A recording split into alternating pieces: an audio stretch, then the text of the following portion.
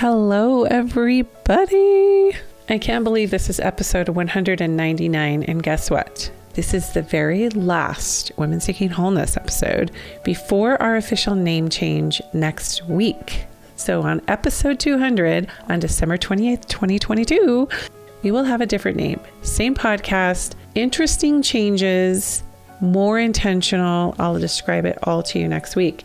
If you haven't been following us on Instagram, Cherie.Burton, or in our private Facebook group, Women Seeking Wholeness, if you haven't been following us this week, you're missing out because we are literally doing a 12 days giveaway. The last couple of days, we're giving away some amazing stuff, including my Stand, Speak, Shine course and my wisdom kit and a free session with me heading into 2022, getting some really great clarification on your soul purpose. So watch for that and ask to join our private Facebook group if you haven't already. This episode is pretty tender because as we go into the holidays, I can't help but reflect on this idea of loneliness. And what is meant to be the most wonderful time of the year can often feel like the most painful to so many people. And I know myself, I go through grief episodes intermittently during the holidays. It's just organic because you automatically start missing people in your life that aren't here, as well as coming to terms with missed opportunities, perhaps. As we wind up the end of this year, reflecting on those things can be pretty tender, pretty vulnerable. So this episode is vulnerability as your point of power. Lahaina Daudt is an embodiment and confidence coach, supporting conscious women to feel authentic and confident in their bodies, businesses, and brands. So on this episode, we had a really frank discussion on dispelling loneliness through the practice of vulnerability. Here we are, Lahaina. Did I say that right? Yes, perfect. And what is your nationality? I love your accent. I'm originally from Brazil, but I've been living in Sydney for the past 17 years. Are you picking up the Australian accent a little bit as well? Yes, when I speak with people from other countries, they can pick up the slangs or the way that we speak little things. Yeah. So Portuguese, is that your native language? Yeah, so my family's still in Brazil, and I go and see them every couple of years. Nice. Well, let's just dive in to this whole, I teach a lot and talk a lot about feminine embodiment. I know you do as well. So let's just kind of start there. I think especially as we're in the midst of the holidays and the hustle and bustle and some complex feelings that can arise, the idea of bringing us back to our center, back in our bodies through these embodiment type of practices. But define that for us. How would you know, let's just say, if you were embodied, if a person was embodied? Such a good question. So I think my journey started when I was doing a lot of personal development and realizing it was a lot about mindset. And as much as I love mindset, how we perceive ourselves and how we perceive the world and the correlation. And I felt something was missing because I'm like, we're not truly embodied. So for example, saying affirmations is not enough if you're just repeating them and you're not feeling in your body and you're not bringing the emotions and you're not learning how to deal with your emotions. So for me, the embodiment is encompassing all of who we are. So the spirituality, the mindset, and definitely our body. So I love feeling my gut feeling, feeling what my heart's telling me. Even if it's not pleasant, right? Exactly. And a lot of the time is not, and is learning how to listen to those messages and move the energy in the body. So for me, for example, it could be dancing. It could be going for a walk outside. It could be even a shower. I was talking on a masterclass this week that even a quick shower can shift how we are operating in our body in that moment. So the water running through you, either hot or cold shower. So yeah, embodiment is how we are being a living, breathing experience of who we are, right? So what are you embodying right now? And it could be traits, it could be feelings, it could be sensations. And for me, I think we spoke a little bit about before starting the interview is being the authentic self, the vulnerable self. Yes. You feel that you're living in alignment. Yeah. And I think talking to, maybe we start here with more the negative, then bring it up, because there are certain things that pull us out of alignment. There are certain things that pull us out of our bodies that threaten the attachment we have to ourselves, to our own being. And I have some ideas from what I've observed not only for me personally, but people I've worked with? What do you see that pulls us right out of alignment? Fear of judgment. So we live in society, we're always surrounded by people, and we have the need of belonging and feeling loved and accepted and friendship and connection. So the moment we feel threatened, if I show up as I truly am, and that doesn't fit in with my environment. So I see a lot in the corporate world, right? So I used to work in corporate for a long time, and I'm like, I don't want to dress like this. It's not how I would dress, in my normal day. But you feel like you have to conform. Exactly. So for me, what we're talking about is that those moments that you feel like you have to conform in your family, in your community, even with your friends. Sometimes you don't feel like you can be really, truly authentic because there is that fear of judgment and rejection. Okay. Yeah. Fear of judgment. Mine was along the same lines, because I think one of the most primal fears we have is being alone, that we're going to be abandoned and rejected because people are not going to take us at face value or love who we actually are. Mm-hmm. And you and I were talking before, and that's exactly what you're saying, fear of judgment, right? Because if you even climb underneath the fear of judgment, well, it's like, well, if they judge me, then what's going to happen? They're not going to like me. Then they're going to move away from me energetically or reject me. And then what happens? Oh, well, then I'll be alone. And that piece is huge, especially as you and I were talking about leading in this holiday season, where all the messaging we get is just like family togetherness and everyone's celebrating and everyone's happy. And yet many, many people struggle with loneliness, even if they have people all around them. That's what was coming up to me. Sometimes you can be in a room full of people and still feel alone. Right. So that's that feeling in the body. What am I doing that I'm still feeling alone, even surrounding with people? So when we bring that embodiment piece, it's like listening to your body and realizing that there is a missing piece. And it could be that I'm not being authentic. I'm not being vulnerable. I'm not saying no when I want to. I'm not saying yes when I want to. Mm-hmm. And when we talk about fear of judgment, for me, it's like, it can be a bit of a subconscious thing that come up, right? We might not even be aware of that. So having that awareness is definitely the first step. And then choosing myself every step of the way is huge for me. How do you choose yourself practically? Like, what does that look like? Like I said, if I want to dress up like this, just showing up, just doing what you feel called to do when you feel called to do it.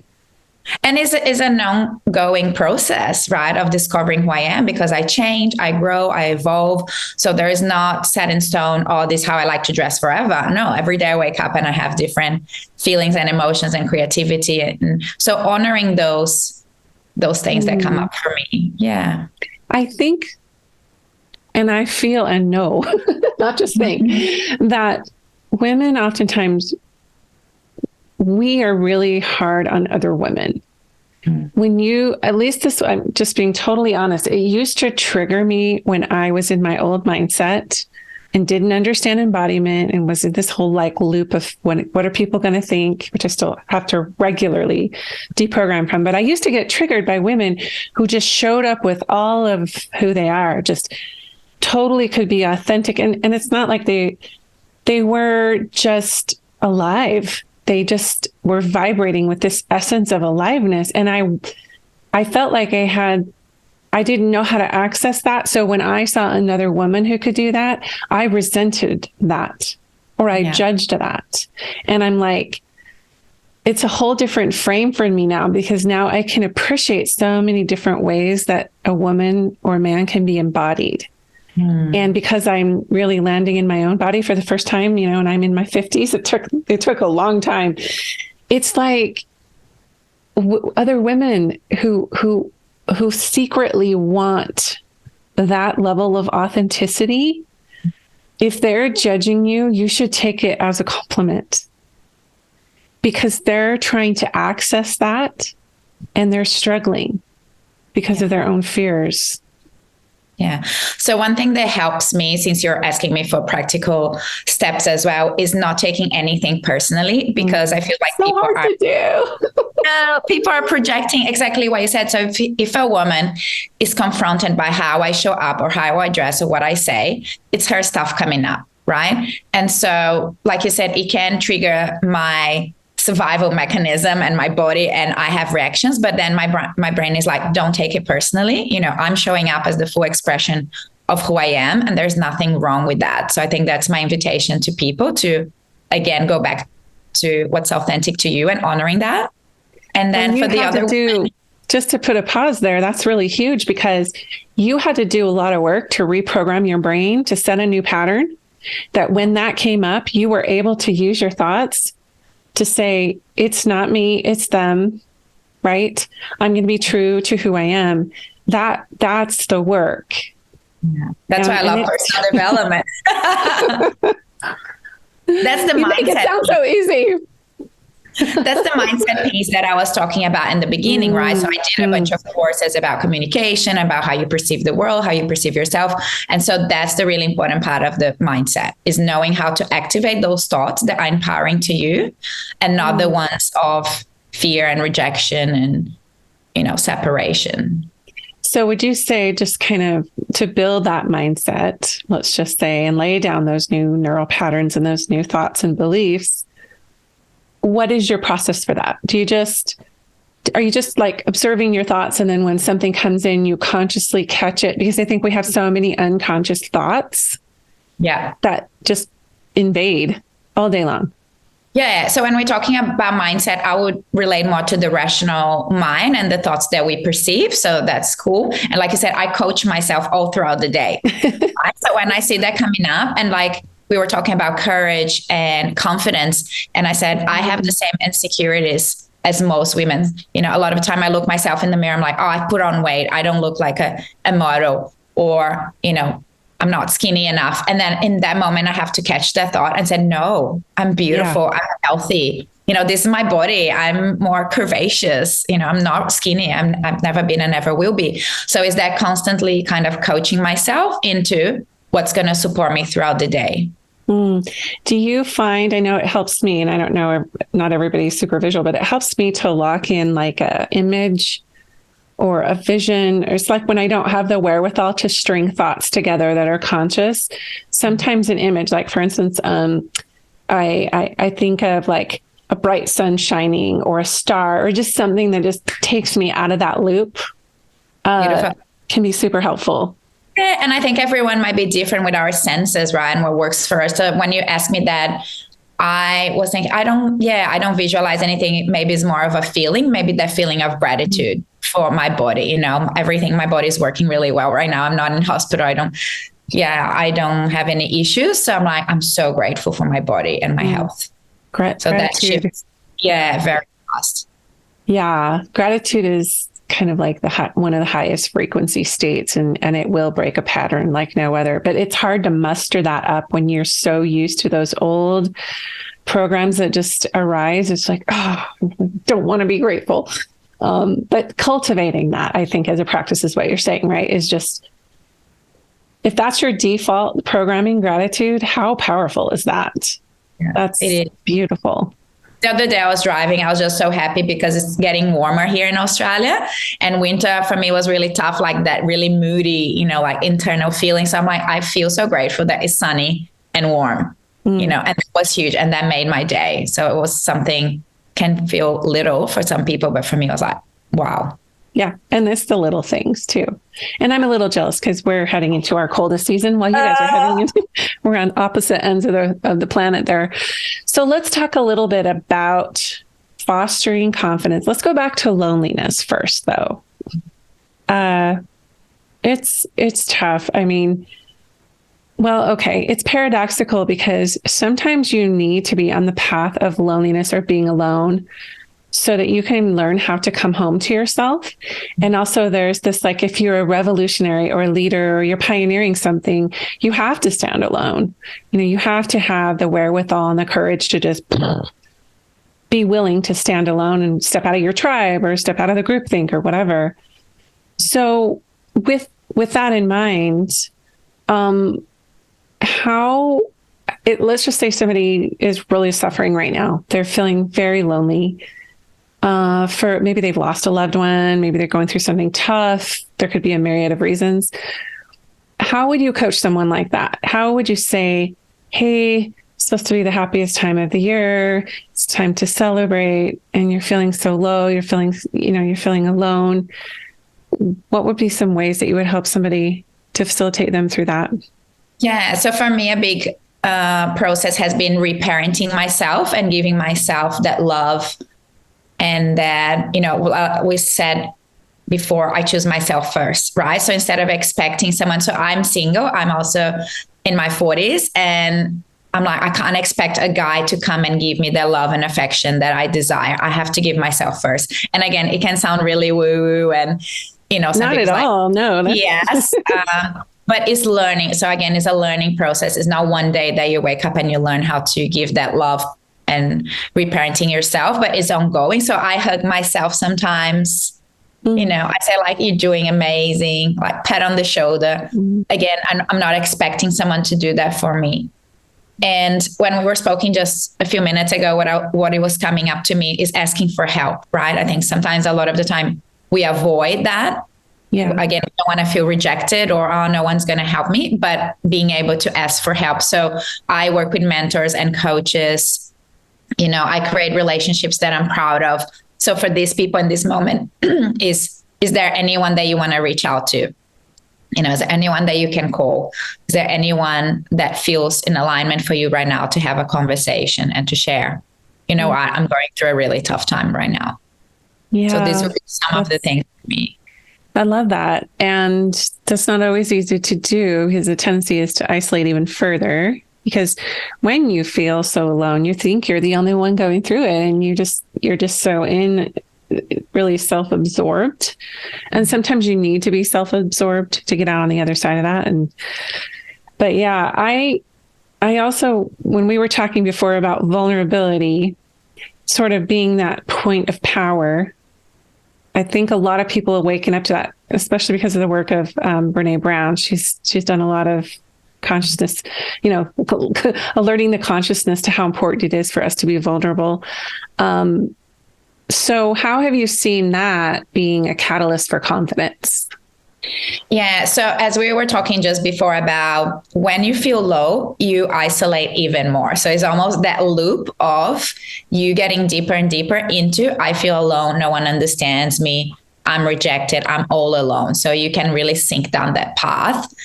Because I know for myself, even being confident, even having a lot of friends and mentors and everything, when I'm going through a tough time, the first thing I want to do is retract and go under the covers and hide. Mm-hmm. So when we talk about vulnerability, is having the courage in those moments to be vulnerable. Like I said, even calling someone and saying, I'm going through a really hard time. You can call a lifeline, you can call a friend, a previous teacher, a family member, in this moment, it could be really anyone. And having the courage to be vulnerable, that's when you're going to create the connection. That's when true connection happens. When you're able to share that not everything is great. Even if it seems like I have the job and I have the money and I have the house, and sometimes I even have a partner and family, but deep down I'm struggling. It's so important that we're able to have this conversation right now. And like I said, I'm so grateful for Brené Brown and other people that are bringing this topic to surface. And I think I'm a huge advocate for that as well, because that's when we create true connection. And this is who we are as human beings. Yes. And it's brave. It's brave to be vulnerable. I'm in the middle of writing pieces of a memoir and vignettes and things about my life in my research, putting this book together. And it's like, oh, I find myself going into that fear of judgment that we were talking about before, and it diminishes my confidence to even get the creativity to flow, because I'm editing myself as I'm trying to write. So when we're talking about being embodied and having embodiment as a practice, when I'm writing, if I was just journaling, no worries. Like, hey, it's just going to come out on the paper, right? I might even burn it afterward. But when I know it's going out into the world, there's an attachment to it that I don't want to give away too much, because then what? We're back to that primal fear. What's your practice in that moment to move through? Yeah, this is what I'm learning. So somebody had said, write the book that you wish you could have read when you were going through your hardest times. For the perspective I have now and the wisdom I've gained from that time till now, like, write that book that you wish you could have read. And And when I think of it like that, it's great. Also, I know I have to go through a whole practice before I actually sit down to write, to stay in my body, to release expectations, to let this flow, to let my soul be in the driver's seat, to open my heart, expand my mind, all those things. Whereas before I would have just sat down and started plunking away. Oh, why isn't this flowing? Whatever. And I realized I have to get into a certain state. I have to literally be in a whole different frequency to write what I need to write, just because it is literally like a spiritual practice. So beautiful and so powerful. And what was coming for me when you're sharing that is, go back to the books and movies and songs that make you feel something and that you really love and appreciate. And they were so vulnerable, right? So I was reading Will Smith's book and he shares about his childhood, who was so hard. And I never knew anything about that. I knew he's a great actor. He makes a lot of money. He's successful, has a beautiful wife, kids. So when I read that, I feel so connected to him as a human, because he's being so vulnerable and talking about really, tough things. And if you go back to most books and again, songs and movies, that's when we feel that beautiful connection with people. That's good. I'll have to think of like my top 3 to 5, because I've read some really powerful memoirs and I was like, I can't believe how brutally honest in a powerful way that this person was able, and it's so inspiring. Mm-hmm. So with this connection piece, where we sort of, to get that authentic confidence to do our brave work in the world, you mentioned there's some tools you use about like curiosity and fun. Can you kind of walk us through how you get brave to be your vulnerable self? To be so when we talk about mindset, will be those thoughts about what if, I tried this, let's find out. I really have that perspective of, let's find out, how can I have fun? How can I show up as myself and test the waters and being fun? And I think there are other tools like what we're talking about before, even the way you dress. How are you going to feel in power? What is it that you're going to wear that's going to make you feel good when you walk into a room to meet other people? How are you standing, your posture? So I think there are different areas. There's the mind, having that curious mind, that curiosity, that openness. And there are practical things about even the way that you dress, the way that you stand, the way that you speak. They all make a difference. Yeah. Are you speaking outwards and loudly and being able to be heard and seen? So I talk a lot. I coach women and I talk a lot about being seen, heard, and loved for who you are. And I think we are in this massive journey. Yes. And because the feminine energy is rising on the planet, both in men and women, that's kind of why I'm changing the name of my podcast. And I told you the name, and I might have to kill you if you tell anyone. But next week will be the where I reveal the new name of the podcast, which is very much in line with what we're talking about. Is like, are you going to show up as you? And let's build that courage. Let's foster that. That's what coaches are doing. That's why people pay coaches, because they need a buffer. They need somebody to guide them through this process. Oftentimes, I know I did. It's a whole new terrain when you're letting your old self sort of sit over here while you step into a new skin, like the butterfly out of the chrysalis. It opens up so much more, and it also makes you even more vulnerable than you were before. And having a community or a tribe or people around you that affirm that, who they're on the other side of it, and they're like, it's going to be fine. Just keep going. Yeah.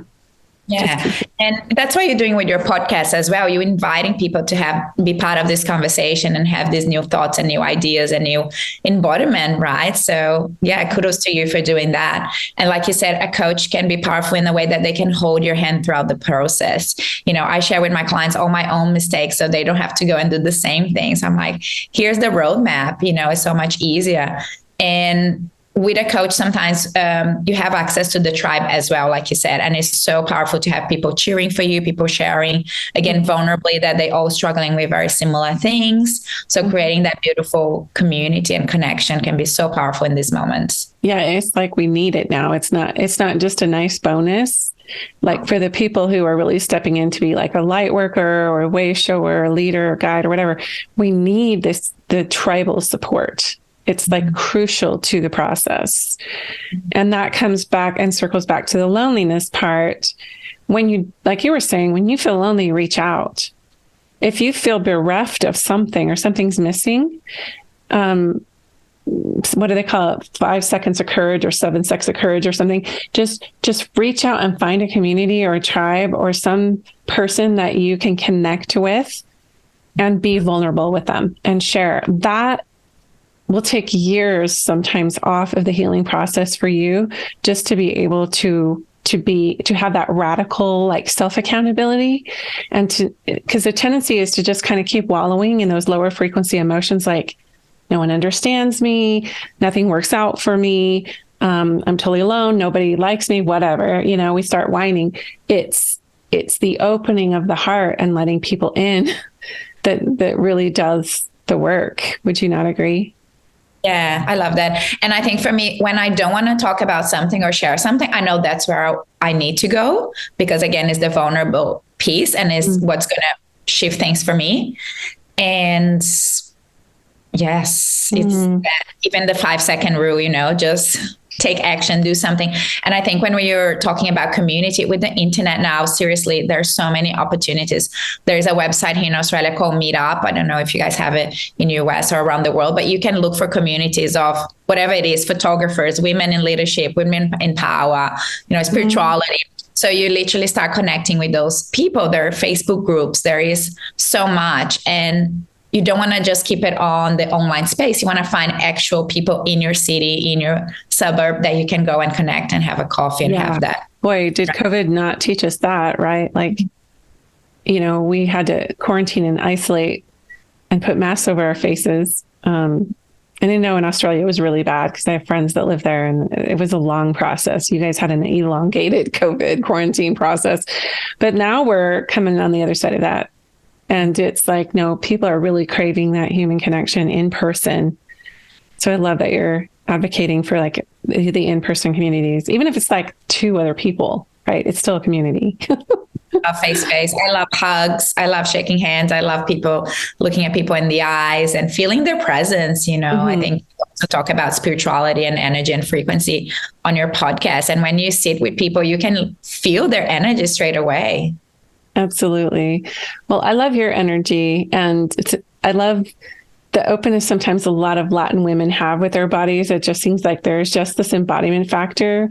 And I love connecting multiculturally to this and how it manifests in different cultures. I think there's a lot more inhibition.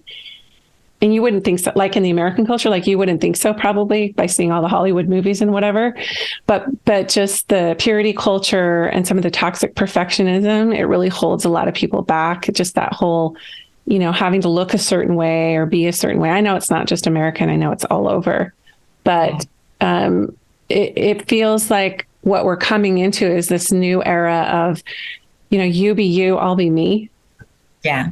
And that's exciting. I do too. So yeah. So anyway, how can people find you online, Lahaina? Tell us what you're offering, where people can connect to you. Absolutely. I have a website, lahainadaudt.com, and I'm on social media, Facebook and Instagram. I love creating content and sharing these little nuggets of wisdom and knowledge. I've been doing personal development and spiritual development for quite a few years now. So I love sharing what I've learned, what I've implemented. I love leading by example. So yeah, if you guys want to find me on social media and follow and say hi, I love chatting to people. I love connecting to people. So yeah, I feel really blessed to be able to do this for a living. Perfect. Well, thanks so much for your time today. Thank you. It was a pleasure. I loved it. Merriest of Christmas, happiest of holidays to each and every one of you. And thank you so much for your loyal listenership. It means so much to me. I can feel you, even though I can't always see you or know who you are. My heart and spirit are with you. I hope that you find a beautiful container apart from everyone else, a sacred space for you to connect in with yourself, to get to the heart and core and center of who you are, how your heart works, and open yourself to this beautiful world. I know it sounds trite, but I always hope for peace on earth, and I know it starts with me, and it starts with you. Have a glorious week for our final episode ever of Women Seeking Wholeness. And we'll talk to you next Wednesday with our new name change.